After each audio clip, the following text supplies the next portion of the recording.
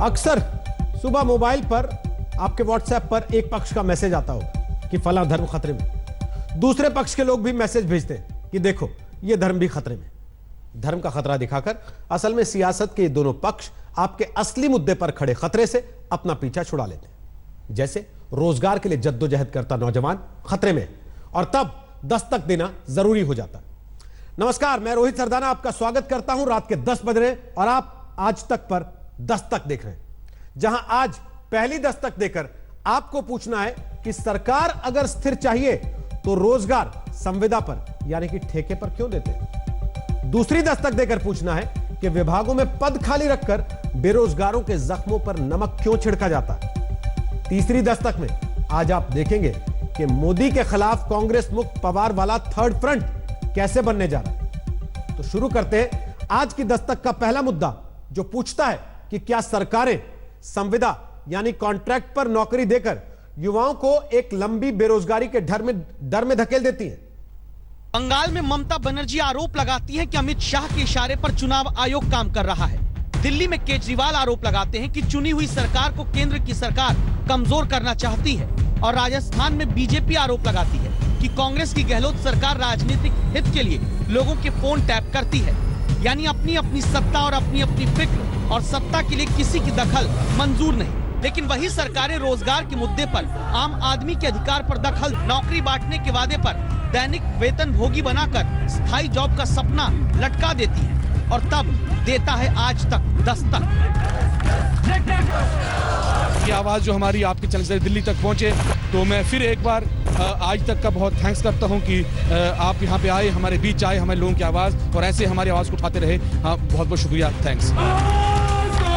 महिलाएं हैं, पुरुष हैं, युवा भी हैं और रिटायरमेंट की उम्र में पहुंच चुके नागरिक। इन लोगों को इंसाफ इस बात के लिए चाहिए कि जब वोट संविदा के नाम पर नहीं लेते, जब सरकारें स्थिर चाहिए होती हैं, तो रोजगार क्यों संविदा, ठेके, कॉन्ट्रैक्ट या दिहाड़ी वेतन पर देते हैं। भारत में 2018 के आंकड़ों के मुताबिक करीब 33 लाख लोग संगठित क्षेत्र में अस्थायी नौकरी करते हैं। उन्हीं 33 लाख कर्मचारियों की परेशानी की कहानी को जम्मू में 33,000 दैनिक वेतन भोगी यानी डेली वेजर्स के दर्द के साथ समझिए, जो हाथ उठाकर अपने लिए वर्षों से पक्की नौकरी और महीनों महीनों से लटके वेतन की मांग को लाचार है। जम्मू कश्मीर सरकार के पब्लिक हेल्थ इंजीनियरिंग यानी कि जल शक्ति विभाग के जो डेली वेजर्स हैं और जो अस्थायी कर्मचारी हैं, इस समय जम्मू में प्रदर्शन कर रहे हैं, जो चीफ इंजीनियर के दफ्तर के बाहर। यहाँ पर ये जो डेली वेजर्स हैं और जो अस्थायी तौर पर जो एक कर्मचारी कार्य करते हैं जल शक्ति विभाग में, इनका कहना है कि कई महीनों से जो है इनको तनख्वाह नहीं मिली है और साथ ही में इनमें से जो ज्यादातर कर्मचारी हैं वो पिछले 10 से 20 सालों से जो है कार्य कर रहे हैं, लेकिन अभी भी उनको स्थायी नहीं किया जा रहा है, यानी कि रेगुलराइज नहीं किया जा रहा है। कोर्ट में हमसे ड्यूटियां ली गई, लेकिन आपको सुन के यह आश्चर्य होगा कि 65 मंथ की सैलरी पेंडिंग है। 65 महीने से 65 महीने से हमारी सैलरी पेंडिंग है। और 60 साल से ऊपर ऐसे लोग हैं जो रिटायर हो चुके हैं department as a daily wagers, उनको कुछ नहीं मिला हो। तब सालों से लोग काम कर रहे हैं, ये लगभग 30 सालों से लोग जो यहाँ पे हमारे डिपार्टमेंट से काम। दरअसल संविदा, ठेका, कॉन्ट्रैक्ट और डेली वेजर ये शब्द पक्का रोजगार देने की जगह अपनी जिम्मेदारी टालने का एक रास्ता है, जहाँ कहने को नौकरी दी जाती है लेकिन वेतन समय पर मिलने का भरोसा नहीं रहता। नौकरी दी जाती है लेकिन पेंशन भत्ते का आता पता नहीं होता। नौकरी तो दे देते हैं लेकिन कब तक चलेगी कोई गारंटी नहीं होती। नौकरी दे देते हैं लेकिन अस्थायी का ठप्पा लगाकर डरा कर रखा जाता है। उसी डर का चेहरा देश में लाखों लोगों में से एक दर्शन कुमार का भी है। 20 साल से ये जम्मू में पब्लिक हेल्थ इंजीनियरिंग विभाग में अस्थायी कर्मचारी है। दिव्यांग, कहने को रोजगार इनके पास 20 साल से है, लेकिन वो रोजगार एक बेरोजगारी है जहाँ अस्थायी बनाकर महीनों वेतन न दिया जाए। 6,700 प्रति महीना। प्रति महीना नहीं मिलती सर, कहीं 1 महीने की मिल जाती है। अभी कितने महीनों की तनख्वाह जो है बाकी है? अभी सर हमारी कोई 60-65 महीने की बैलेंस है। 65 महीनों की? हाँ सर। नील जी भट्ट के मन में इस रिपोर्ट को तैयार करते हुए सवाल कौंधा, क्या अधिकारियों को वाकई इस समस्या का पता नहीं होगा? उन्होंने चीफ इंजीनियर को खोजकर यह सवाल पूछा। इस सरकार के विचाराधीन है। ऑलरेडी गवर्नमेंट के पास इनका इशू है, तो सरकार इस पर एक्शन ले रही है। तो जैसे ही कोई वहाँ से हमारा डिसीजन करना हो जाता है, अकॉर्डिंगली सेम इम्प्लीमेंट हो जाएगा। समाधान जल्द हो, और सिर्फ जम्मू कश्मीर में एक विभाग के 33,000 अस्थायी कर्मचारियों के लिए नहीं, बल्कि हर राज्य के हर विभाग में संविदा की नौकरी के नाम पर रोजगार देकर भी बेरोजगार बनाकर छोड़े गए हर कर्मचारी के लिए समाधान हो। आज की दस्तक यही है। सुनील जी भट्ट, जम्मू आज तक। अपनी सरकार एकदम पक्की होनी चाहिए, लेकिन दूसरे को नौकरी कच्ची देनी है। एक सरकार अस्थायी नौकरी देती है तो विपक्षी पार्टी सत्ता आने पर उनकी नौकरी को पक्की करने का वादा करके वोट लेती है, और फिर यह सिलसिला कई चुनाव तक ऐसे ही चलता रहता है। ठेके पर काम करने वाले जी जान से काम भी करते रहते हैं, वादों में फंसकर वोट भी देते रहते हैं। यानी परमानेंट की जगह सिर्फ ठेके पर नौकरी देना एक तरीके का राजनीतिक, सामाजिक, आर्थिक शोषण है, जिसके खिलाफ सुप्रीम कोर्ट तक को कई बार कहना पड़ा। सरकारें बताएं कि आखिर यह अस्थायी नौकरी कौन सी चीज होती है। यह दस्तक सुप्रीम कोर्ट दे चुका है, कह चुका है कि किसी को अस्थायी तौर पर नियुक्ति 15 से 30 दिन के लिए तो दी जा सकती है, लेकिन 1 या 2 साल के लिए अस्थायी नियुक्ति भला कैसे हो सकती है। कॉन्ट्रैक्ट पर नौकरी देकर शांति से जीने का हक नहीं छीना जा सकता। किसी को भी अस्थायी तौर पर रखकर लंबे वक्त तक अनिश्चितता के अंधेरे में नहीं रखा जा सकता। यह बातें कोर्ट ने कही। एक बात दस्तक देकर अब हम कह रहे हैं, संविदा या कॉन्ट्रैक्ट पर लंबे समय तक नौकरी कराना एक तरीके का भ्रष्टाचार है, जिसमें लोगों को काम के बदले वेतन देने के नाम पर करप्शन होता है। यह भ्रष्टाचार वोट के लिए नेता और सैलरी देने के नाम पर विभागों के लोग करते हैं। कॉन्ट्रैक्ट पर रखा कर्मचारी जिसकी सैलरी वक्त से नहीं मिलती, तो क्या वो अपना 100% काम के लिए दे पाएगा? और अगर नहीं, तो नुकसान आम आदमी भी उठाता है जो उन्हीं कर्मचारियों के भरोसे। तो क्या पद खाली नहीं है? समस्या यह है कि पद खाली पड़े रहते हैं और आम लोगों को नौकरी के नाम पर संविदा पर रखकर काम चलाऊ तौर पर बेरोजगारी का हल निकालने की कोशिश की जाती है। चाहे पुलिस में हो, चाहे एसपीओ हो, चाहे बीडीसी वाले हो, इन सबको जो तनावपूर्ण, चाहे होमगार्ड वाले हो, जो तनावपूर्ण जिंदगी जीनी पड़ी है, वो अपने लिए एक पल जी नहीं पाए। क्या उनके भी तो सुख चैन की चिंता करनी चाहिए कि नहीं करनी चाहिए? उनको भी शांति से रात को सोने को मिले, इतना करना चाहिए कि नहीं करना चाहिए? भाइयों बहनों, मैं आज जम्मू कश्मीर की धरती पर ये सभी यूनिफॉर्म वालों के लिए कहना आया हूं, आज तक भले किसी ने आपकी तरफ न देखा हो, लेकिन अब जम्मू कश्मीर में ऐसी सरकार बनेगी जो आपके सुख दुख की चिंता करने की जिम्मेवारी लेने को तैयार है। 7 साल पहले भीड़ में मौजूद होमगार्ड्स को तब जम्मू कश्मीर में लगा था हालात जरूर बदलेंगे। हाँ, तो फिर जम्मू कश्मीर का इतिहास है। लेकिन जिन होमगार्ड के सुख चैन की चिंता की बात 2014 में कहकर प्रधानमंत्री जम्मू कश्मीर से लौटे, वो अब भी अपने काम के बराबर का वेतन पाने के लिए प्रदर्शन ही कर रहे हैं।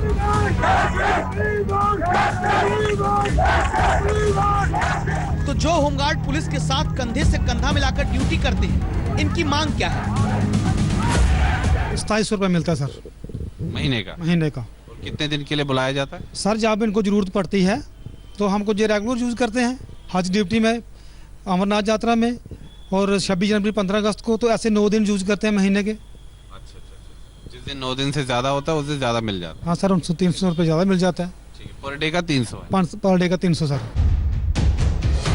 होमगार्ड जिनसे चुनावी ड्यूटी से लेकर ट्रैफिक तक संभलवाया जाता है, जिन्हें जेल की सुरक्षा से लेकर रेलवे क्रॉसिंग तक तैनात किया जाता है, नेताओं के चुनावी दौरे और रैलियों से लेकर शांति व्यवस्था तक में इस्तेमाल किया जाता है, सरकारी दफ्तरों की सिक्योरिटी से लेकर परिवहन और आबकारी विभाग में इन्हीं होमगार्ड्स को लगाया जाता है। उन्हें जम्मू कश्मीर में सिर्फ 300 रुपए दिन के, वो भी महीने में 9 दिन ही क्यों? सुप्रीम कोर्ट तक 2015 में सभी राज्यों को निर्देश दे चुका है कि होमगार्ड को पुलिस के बराबर वेतन दिया जाए, लेकिन नहीं मिलता। तभी तो 50 साल की होमगार्ड कमला शर्मा के लिए घर चलाना मुश्किल है, बेटे को MBA की पढ़ाई कराना कठिन, और वादों की कतरनें सिर्फ दिखाने के लिए बची है। जहाँ तो हमें ड्यूटी का दीजिए, जहाँ हमें सुप्रीम कोर्ट का दीजिए। अगर नहीं दे सकते हो तो इन लोगों को कोई ऐसा जहर दो तो ये खत्म हो जाते हैं। इनके बच्चों का क्या भविष्य है सर? आज हम अपने बूढ़े माँ बाप के लिए एक दवाई नहीं ले सकते हैं। इस बात पर जम्मू कश्मीर होमगार्ड विभाग का कहना है कि सुप्रीम कोर्ट के आदेश के बारे में वो पूरी तरह से अवगत हैं और उस पर विचार किया जा रहा है। एक प्रपोजल भी बनाया गया है ताकि जो होमगार्ड कर्मी है उनके जो अलाउंस है उसमें बढ़ोतरी हो, और वो जो प्रपोजल है वो सरकार के विचाराधीन है। जम्मू कश्मीर से लेकर देश के हर राज्य और केंद्र तक समस्या यही है कि समस्या जानकर भी समाधान पर सिस्टम झुनझुनी खाए बैठा रहता है। अब इसका उदाहरण दिखाते हैं। पुलिस की भर्ती लटकने पर इन नौजवानों को प्रदर्शन करते देखिए और इस बात को जान लीजिए, जबकि केंद्रीय अर्धसैनिक बलों में कुल कमी 1,11,093 जवानों की, सीआरपीएफ में 26,506 सुरक्षाकर्मी कम है, बीएसएफ में 28,926 की कमी, सशस्त्र सीमा बल में 18,643, आईटीबीपी में 5,748 और असम राइफल में 7,328 सुरक्षा कर्मियों की कमी है। अब सिर्फ देश में सुरक्षा कर्मियों की खाली पड़ी 6,42,830 वैकेंसी को ध्यान में रखते हुए सोचिए कि जनता की सुरक्षा, नौजवानों का रोजगार और जो पुलिस की कमी के बीच दिन रात खुद मजदूर जैसी दिहाड़ी पर ड्यूटी करते हैं वो होमगार्ड, सबका अधिकार खाली पड़े पदों पर सुन्न बैठे सिस्टम के कारण हवा में है। जम्मू से सुनील जी भट्ट के साथ जितेंद्र बहादुर सिंह, दिल्ली आज तक। और सरकारें जब रोजगार नहीं दे पाती है ना, तो जवाबदेही से बचने के लिए नए नए रास्ते तलाशती हैं, जैसे बेरोजगारी भत्ता देना। झारखंड एक ऐसा राज्य है जिसने 5,000 से 7,500 रुपए बेरोजगारी भत्ता देने का ऐलान किया। इसी तरह हरियाणा के बाद झारखंड भी अगला राज्य बन गया जिसने प्राइवेट नौकरी में स्थानीय लोगों को 2/3 आरक्षण देने का ऐलान किया। लेकिन क्या इससे फायदा होगा?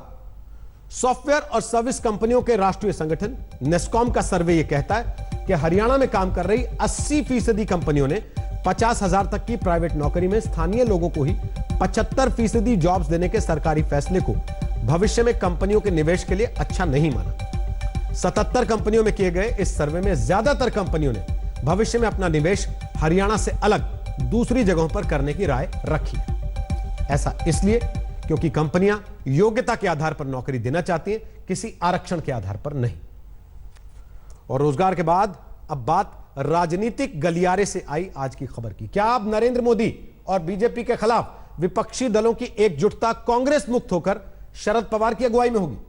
आज खुद शरद पवार ने इस विचार की कहानी कहां से शुरू हुई यह बात बताई है। हालांकि आपको बता दें कि गैर बीजेपी गैर कांग्रेस एक तीसरे मोर्चे की लड़ाई हिंदुस्तान की राजनीति में लंबे समय से चलती आई है, लेकिन अब एक बार फिर यूपीए से इतर जिसमें कांग्रेस की अगुवाई ना हो, शरद पवार ने इस बात का खुलासा किया है कि इसको लेकर चर्चा लगातार गैर कांग्रेस यूपीए के दलों में चल रही है, जिसमें शरद पवार के मुताबिक सीताराम येचुरी से उनकी मुलाकात भी हो चुकी है और एक प्रस्ताव भी सामने आ चुका है। जो शरद पवार नरेंद्र मोदी तक की पसंद के लीडर्स में रहे हैं, अब उन्हीं पवार के कंधे पर बीजेपी को चुनौती देने वाला गैर कांग्रेसी थर्ड फ्रंट का जिम्मा सौंपने की सियासत फिर तेज हुई, जिसे पहली बार शरद पवार भी मानते दिखते हैं। सीताराम येचुरी साहब ने कांटेक्ट किया और उन्होंने ये बात कही कि चाको साहब का तो हम स्वागत करते हैं, मगर इस माध्यम से एक अल्टरनेटिव प्रोग्रेसिव विचारधारा की कोई मंच खड़ा रहेगा, तो इस बारे में कुछ सोचने की आवश्यकता है और आप लोग इसमें ध्यान दीजिए, ऐसा सलाह उन्होंने दिया है। तो ये विचारधारा, इस तरह की बात हमारे कई साथियों के मन में है, इसकी आज देश को आवश्यकता है। तो क्या अब बीजेपी वर्सेस कांग्रेस की बजाय बीजेपी वर्सेस पवार की अगुवाई वाला थर्ड फ्रंट होगा, जिसमें मजबूर होकर कांग्रेस को पीछे आना पड़ेगा? जब बीजेपी ने अपनी पूरी ताकत पश्चिम बंगाल में पहली बार पार्टी को सत्ता दिलाने के लिए झोंक रखी है, तब दिल्ली में शरद पवार के घर कांग्रेस से बाहर आए पीसी चाको को सदस्यता दिलाई जाती है और यहीं पर शरद पवार को आगे करके गैर बीजेपी गैर कांग्रेस विकल्प का मंच लगता है। पवार जिनकी पार्टी कांग्रेस के साथ महाराष्ट्र में सत्ता में है, उस कांग्रेस से बीजेपी का विरोध ही नहीं हो पा रहा, ये बात पीसी चाको पवार के सामने ही कहते हैं। तो आज तक संवाददाता मौसमी सिंह ने शरद पवार से ये जानना चाहा कि क्या शरद पवार भी मानते हैं कि कांग्रेस बीजेपी का सामना करने में, बीजेपी से लड़ने में अब असमर्थ है।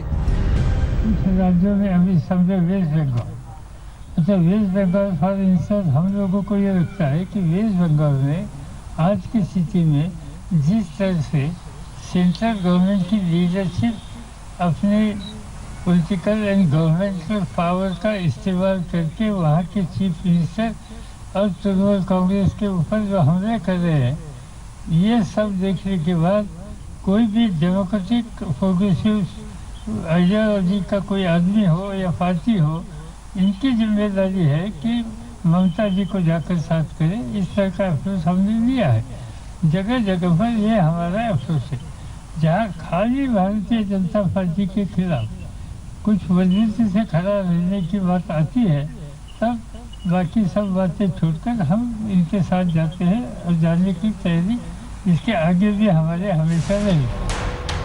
यानी पवार मानते हैं कि बंगाल में बीजेपी के खिलाफ टूटे पैर से लड़ती ममता बनर्जी के साथ कांग्रेस को खड़ा होना चाहिए था। तो क्या बीजेपी के खिलाफ देश भर में कांग्रेस का वही विकल्प पवार का चेहरा और बीजेपी विरोधी गैर कांग्रेसी क्षेत्रीय दलों का मोहरा होगा? अगर ऐसा होता है तो शरद पवार के साथ सीताराम येचुरी, ममता बनर्जी, उद्धव ठाकरे, फारूक अब्दुल्ला, अखिलेश यादव, हेमंत सोरेन, तेजस्वी यादव, नवीन पटनायक, चंद्रबाबू नायडू, प्रकाश सिंह बादल जैसे नेताओं के दल खड़े हो सकते हैं। Pawar Saab is the senior most leader of the Congress party in the country, and the thing is that NCP is headed by him. But the thing is that we all, in fact, in the Congress party for a long time. Now it may be two separate parties, but everybody regards Sharad Pawar ji as the senior most national leader in the country today. Pawar को आगे करके BJP का रथ रोकने वाली ये third front वाली football 2014 के देश के नतीजों के बाद से खेली जा रही है। अब कांग्रेस मुक्त होकर बनता पवार वाला मोर्चा बीजेपी के सामने मजबूत राष्ट्रीय विपक्ष बनेगा या सिर्फ चर्चा होगी और एक बार फिर बात खत्म? सियासत के गलियारों में एक तीसरे मोर्चे की चर्चा अब जोर पकड़ने लगी है और इस चर्चा के केंद्र में है एनसीपी सुप्रीमो शरद पवार। बहरहाल 2024 के चुनाव अभी दूर है, पर आने वाले विधानसभा चुनाव देश की सियासत पर अपना असर डाल सकते हैं। कैमरा पर्सन संजय के साथ मौसमी सिंह, दिल्ली आज तक।